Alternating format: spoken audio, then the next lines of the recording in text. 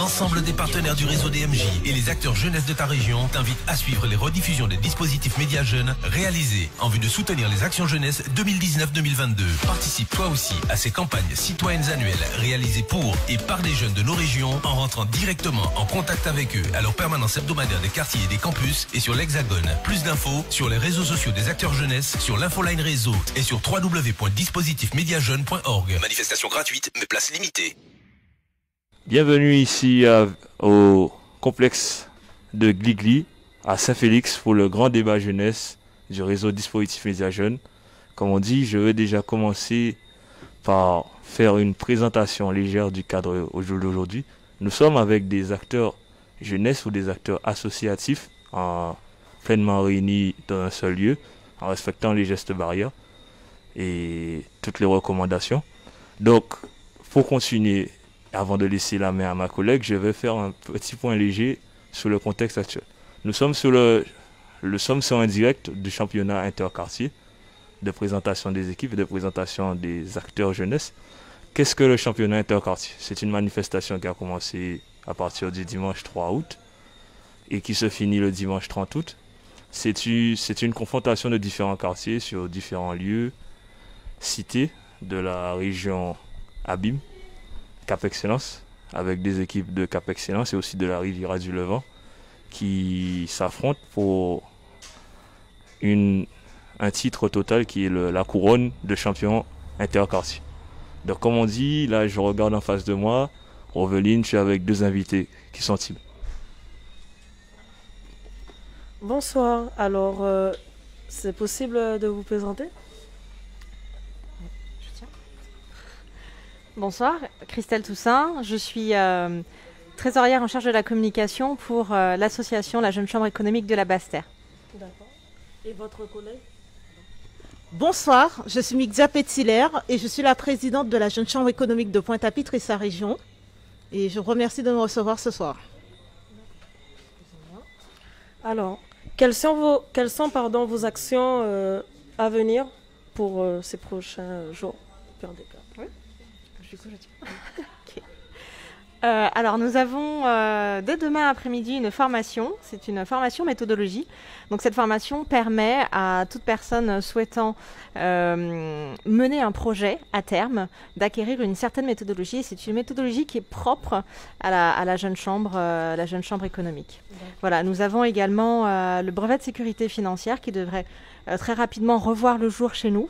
Nous avons un nouveau directeur de commission. Le brevet de sécurité financière a pour but d'aider les jeunes, alors notamment les collégiens et les lycéens, à avoir une meilleure éducation en termes de gestion de leurs propres finances.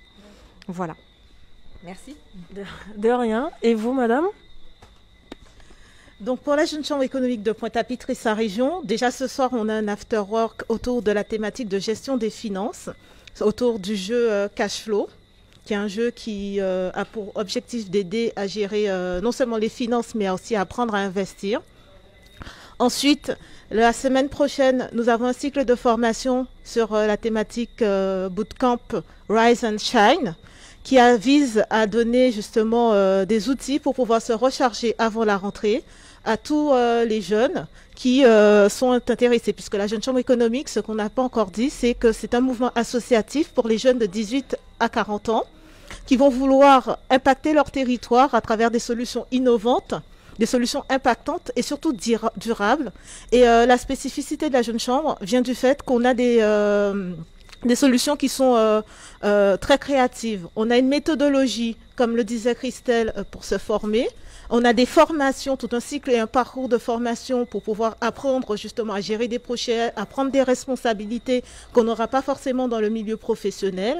Et à côté de ça, justement, on a une possibilité d'évoluer dans tout ce qui est leadership, prise de responsabilité à travers des postes et des fonctions, puisque la Jeune Chambre vise à donner des responsabilités aux jeunes.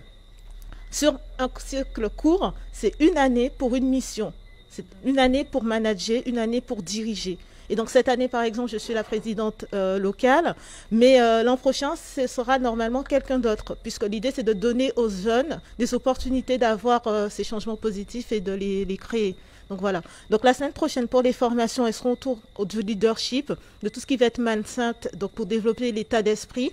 Je vous invite d'ailleurs à participer, vous allez nous coordonner et ce sera affiché sur notre page Facebook. Et surtout, à l'issue de ça, on va avoir d'autres cycles de formation dans cet état d'esprit. Et en termes de projets d'action, vraiment purement action, pas juste de la formation, on prépare aussi le Clean Up Day, le World Clean Up Day sur septembre, qui est une journée mondiale pour pouvoir sensibiliser à l'écologie en nettoyant en fait notre territoire. On est aussi sur le brevet de sécurité financière, puisque c'est une action nationale qui vise à éduquer les jeunes sur justement la notion des finances et la gestion en fait, puisqu'on est dans des circuits et on se rend compte encore plus maintenant avec le Covid-19, qu'en fait les gens ont une notion des finances qui est beaucoup moins fluide que ce que c'était avant, parce qu'on est dans des logiques où parce qu'on est sous la contrainte et qu'on est resté chez soi trop fermé, on a envie de dépenser, soit parce qu'en fait on a des problèmes financiers liés en fait à une précarité de l'emploi et ça devient de plus en plus crucial en fait pour nous jeunes, pour vous jeunes aussi, d'apprendre à gérer vos finances. Donc voilà. Merci pour toutes ces informations, pardon. Et est-ce possible en fait de nous rappeler votre page Facebook, s'il vous plaît? Merci. Donc la page Facebook c'est JCE.Tapitre et vous allez trouver c'est JCE.Tapitre et sa région. Merci. Donc je répète une deuxième fois, pardon, JCE de Pointe-à-Pitre, est-ce bien ça? D'accord. Intéressant. Ce soir, nous avons beaucoup d'intervenants qui sont là pour faire vivre le territoire. Et comme on dit, je vois que dans le deuxième plateau, on me souffle à l'oreille que Jordan est avec une intervenante. Quel est-il? Bonsoir. Oui, en effet, je suis actuellement en présence de mon invité, que je vais tout de suite inviter à se présenter et aussi nous parler un peu de son parcours et de ses projets futurs. Avec plaisir. Bonsoir tout le monde. Merci de me tenir le micro dans le respect des gestes. Je m'appelle Judith Brumont-Lachoua, j'ai 21 ans. J'ai été élue Miss Internationale Bretagne-et-les-Vilaines 2020. Et sachez que même si je représente la Bretagne, je suis d'origine guadeloupéenne. Donc je suis née aux Abymes et je suis de Sainte-Anne. Et c'est toujours un plaisir pour moi de venir au pays, même si je dois faire la navette entre la Bretagne et ici. Même si voilà, vous allez me dire je ne suis pas forcément toujours là. J'essaie de m'investir aussi à distance. Donc dès que vous avez besoin, j'ai envie d'être là, comme ce soir. Merci beaucoup. Merci pour cette courte présentation qui est très, on va dire, très spéciale pour nous. Donc du coup, je vais inviter ma co-animatrice qui va vous poser 2-3 questions sur vous et sur votre parcours. Alors bonsoir Judith, qu'est-ce qui t'a poussé à te présenter à l'élection de Miss Internationale Bretagne et pourquoi ne pas s'être présentée à l'élection de Miss Guadeloupe? Je m'attendais à cette question qu'on me pose assez régulièrement en plus. C'est pour ça que quand je me suis présentée, j'ai pas tout dit dès le début. En fait, il faut savoir que je suis encore étudiante, donc je vous comprends tous autant que vous êtes pour ceux qui étudient encore. Moi, je suis en master Affaires internationales et management de PME. Donc en soi, le côté international m'intéressait déjà beaucoup. Et je me dis que tout ce qu'on fait à côté peut nous servir pour le professionnel plus tard. Donc ça reste un engagement personnel qui peut m'apporter beaucoup sur le plan professionnel également. Ensuite, il faut savoir que j'ai étudié à l'Université des Antilles. J'ai fait un DUT gestion des entreprises et des administrations. Et à la suite de cela, j'ai préféré partir en métropole comme beaucoup d'entre nous parce que bien sûr, il n'y a pas forcément toutes les filières dont on aurait besoin sur place.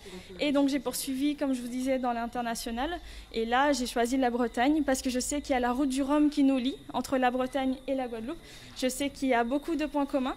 Et je ne sais pas si vous le savez, mais par exemple, la Grande Terre est appelée la Petite Bretagne des Antilles. Donc voilà, c'est la petite anecdote aussi qui m'a dit qu'il y a un lien entre les deux. Et même si je me suis présentée à Miss Internationale, donc France, j'ai été élue pour la Bretagne puisque c'est là où j'habite, c'est là où j'ai décidé de me présenter. Mais je vais concourir pour le titre national. Donc si jamais je suis élue, voilà, c'est ce pourquoi je me suis inscrite. Je serai élue pour le titre national, donc la France, donc la Guadeloupe, dans tous les cas, c'est dans mon cœur, c'est avec moi. Donc même si mon titre, voilà, c'est un petit bout de tissu, c'est écrit Bretagne, à l'intérieur, c'est la Guadeloupe. Et donc vous me direz, oui, l'élection de Miss Guadeloupe, j'ai fait partie du staff en 2017, j'étais juste assistante numérique, comme certains qui sont là avec nous. Je prenais des photos, des vidéos, comme vous, j'étais derrière et je me suis dit, ah tiens, un jour j'aimerais bien pouvoir faire ça. Sauf que à l'époque, j'avais pas encore assez confiance en moi, j'étais plus jeune. Et j'avoue que le fait d'être partie en métropole, ça m'a permis de m'émanciper un petit peu. Alors bien sûr, ma Guadeloupe me manque de temps en temps, mais j'ai tellement appris à me débrouiller, à charbonner, à faire des choses toute seule, que je pense que j'ai gagné vraiment en assurance. Et au final, j'ai décidé de me présenter à l'élection comme ça, tout naturellement. Donc voilà, Miss International Bretagne, mais qui a quand même un lien avec la Guadeloupe. Et s'il faut, peut-être, après, je me présenterai à d'autres élections, et pourquoi pas à celle-ci. De toute façon, j'ai encore 21 ans, donc je pense qu'il y a de quoi faire après. D'accord. Qu'est-ce que le fait d'être Miss a changé à ta vie? Quand même beaucoup de choses, hein. Je pense que mes proches pourront en témoigner. C'est vrai qu'avant, j'étais déjà au four et au moulin à faire plein de choses en association comme au boulot, parce qu'à côté des études, je travaillais aussi en tant que réceptionniste. Alors justement, le premier changement, ça a été que j'ai quitté mon poste. Même si la réception en hôtellerie, ça m'a permis de rencontrer beaucoup de monde, donc ça m'a développé sur le niveau internationalisation. J'ai rencontré des gens de partout et c'était super enrichissant.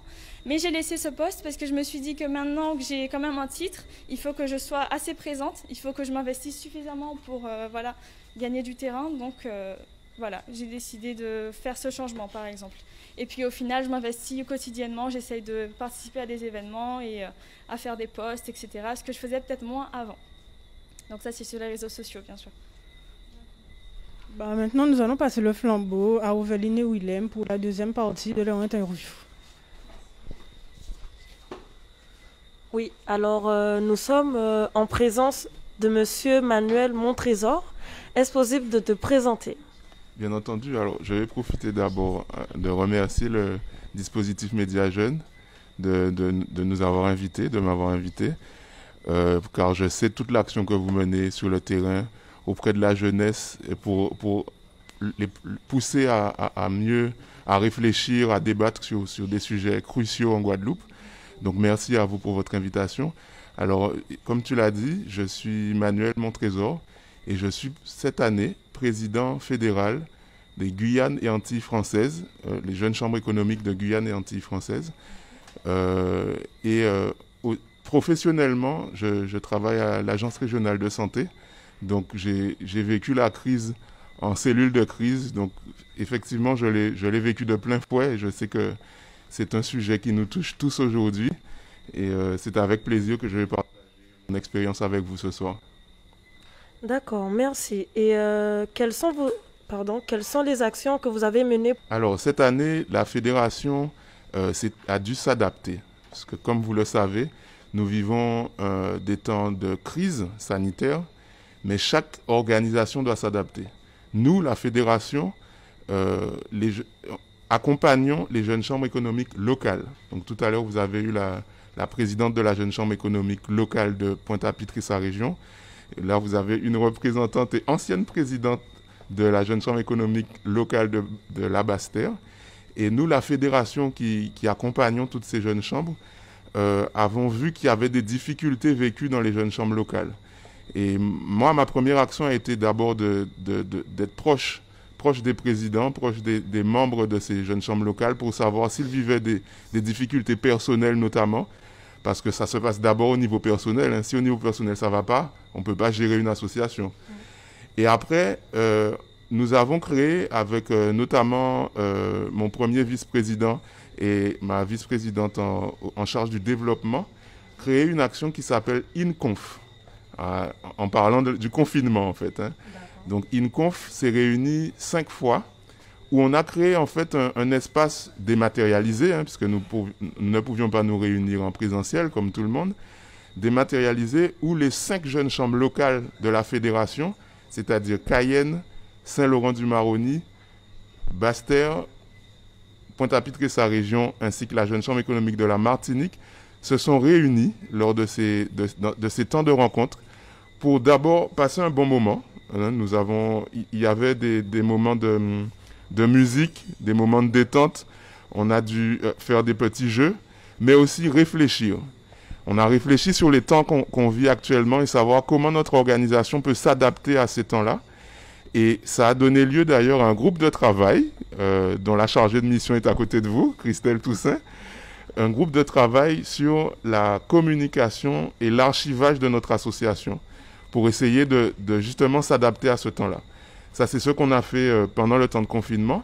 Mais ce que nous projetons de faire en cette fin d'année, alors il y a plusieurs rencontres importantes, notamment, pour ne parler que de celle-ci, autour de la fête internationale du créole qui se déroule le 28 octobre prochain, enfin toutes les années le 28 octobre, mais cette année, comme notre mandature s'appelle Jeunesse Créole Impact, nous souhaitons créer un temps particulier où on va inviter tous les pays qui parlent créole où la Jeune Chambre se trouve. Parce qu'il faut savoir que la Jeune Chambre est un mouvement international. On est présent dans tous les continents. Elle contient à peu près 150 000 membres au niveau mondial. Et elle est présente dans les territoires qui parlent créole. Donc on veut profiter de cette opportunité pour réunir toutes les jeunes chambres qui parlent créole et réunir un peu la jeunesse créole dans un temps dématérialisé, puisque le confinement nous a permis de nous aguerrir dans ces rencontres dématérialisées. Et pour parler du créole, mais au lieu de parler de l'histoire, parce que souvent quand on parle du créole, on parle de l'histoire, on parle des anciens qui témoignent, on veut parler de la jeunesse dans cette créolité en fait. Et c'est ce qu'on veut amener de frais, que les jeunes s'expriment sur leur créolité. Parce que c'est une langue qui est vivante, le créole, mais ce n'est pas qu'une langue, c'est toute une culture que nous vivons en tant que jeunes. Ce ne sont pas que les anciens qui parlent créole. Nous sommes aussi pleinement implantés dans cette créolité. Et on veut mettre ça à l'honneur, donc en fin octobre, je vous donne rendez-vous. On aura peut-être à collaborer ensemble, d'ailleurs, la DMJ et la Jeune Chambre économique, pour créer cet événement en fin octobre. D'accord. Merci pour ces informations. Alors, avez-vous un petit rappel à nous faire ? Oui, tout à fait. Alors, merci de vous retourner vers moi. Effectivement, alors Manuel le disait tout à l'heure, hein, il parlait de confinement. Ça a été difficile pour tous, un grand nombre d'entre nous. Et je le rappelle, la Jeune Chambre économique, c'est un terrain d'expérimentation, un terrain de jeu, une découverte de soi, en fait, à travers l'action et à travers la formation. Donc, j'insiste vraiment sur ça. Pour tous les jeunes âgés de 18 à 40 ans, venez nous rejoindre. Parce qu'en fait, ça vous permet de vous développer tant sur le plan professionnel que sur le plan personnel. Hein, moi, je parle pour moi-même. Hein, enfin, je sais que j'ai développé beaucoup de confiance en moi et grâce à mon année de présidence à la Jeune Chambre, j'ai pu décrocher un poste important en fait. Donc je remercie la Jeune Chambre pour ça. L'ensemble des partenaires du réseau DMJ et les acteurs jeunesse de ta région t'invitent à suivre les rediffusions des dispositifs médias jeunes réalisés en vue de soutenir les actions jeunesse 2019-2022. Participe toi aussi à ces campagnes citoyennes annuelles réalisées pour et par les jeunes de nos régions en rentrant directement en contact avec eux à leur permanence hebdomadaire des quartiers et des campus et sur l'Hexagone. Plus d'infos sur les réseaux sociaux des acteurs jeunesse, sur l'Infoline Réseau et sur www.dispositifsmediajeune.org. Manifestation gratuite, mais place limitée. Avant, tu n'avais pas forcément confiance en toi. Quel conseil que tu pourrais donner aux jeunes filles qui seraient peut-être dans la même situation ? Je pense que tout simplement, il faut croire en soi. En fait, je vois pas pourquoi on devrait se poser des questions. Justement, il faut foncer. Il faut se dire, voilà, on n'a qu'une vie, comme on dit YOLO entre nous. Hein. Voilà, il faut y aller, il ne faut pas hésiter. Vous avez des rêves, croyez en vous, allez-y. Je ne vois pas pourquoi quelqu'un d'autre le ferait et pas nous. Enfin, maintenant, c'est plus seulement du physique, c'est aussi une façon de penser, c'est une façon de se comporter. Et motivez-vous. Enfin, je pense que tous ceux qui sont ici, en tout cas, c'est des jeunes qui sont motivés, qui sont là pour faire quelque chose. Sinon, à cette heure-ci, vous ne serez pas là, c'est sûr. Donc, continuez comme ça. Et puis, la plupart, allez-y, foncez. Merci beaucoup. Oui. Alors, pour revenir aux actualités actuelles du Covid-19, est-ce que tu as mené des actions positives pour aider ? Eh bien oui, j'essaye à ma petite échelle d'aider, tout simplement parfois en faisant des petits posts, en encourageant, en mettant un petit mot positif, hein, il le faut. Même si parfois on a des pensées plus sombres, il faut croire que ça va aller à un moment donné. Bien sûr, respecter les gestes barrières. Après, ce que j'ai mené comme action, ça a été beaucoup aller vers les entreprises. Donc dès la réouverture, j'essayais d'aller vers eux pour faire de la promotion, pour collaborer avec eux, ne serait-ce que dans leurs événements, dans leur communication, faire des shootings avec eux, des lives, etc. vraiment pour communiquer. Et je pense que comme on ne peut pas tous se voir et mener des actions forcément toujours physiques, en événements et tout ça, au moins on essaye de communiquer sur les réseaux pour encourager tout le monde. Et donc voilà, faire un peu de pub pour eux, pour relancer l'activité, quoi. C'était ça. Après, pour les gens autour de moi, c'était tout simplement faire des lives pour discuter entre nous et voilà, rester toujours en communication, quoi. Faut pas oublier ça. Alors merci beaucoup Judith d'avoir participé à notre live.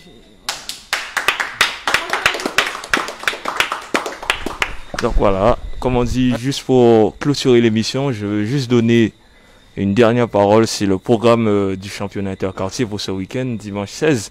Ce sera un plateau en différé sur 2 lieux, La Croix et le bord des Abîmes.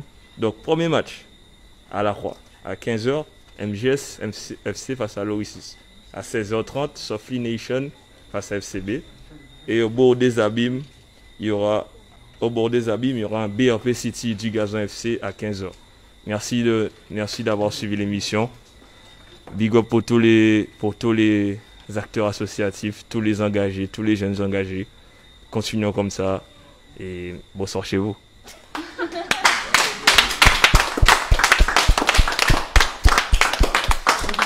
L'ensemble des partenaires du réseau DMJ et les acteurs jeunesse de ta région t'invitent à suivre les rediffusions des dispositifs médias jeunes réalisés en vue de soutenir les actions jeunesse 2019-2022. Participe toi aussi à ces campagnes citoyennes annuelles réalisées pour et par des jeunes de nos régions en rentrant directement en contact avec eux à leur permanence hebdomadaire des quartiers et des campus et sur l'Hexagone. Plus d'infos sur les réseaux sociaux des acteurs jeunesse, sur l'infoline réseau et sur www.dispositifsmediajeune.org. Manifestation gratuite mais place limitée.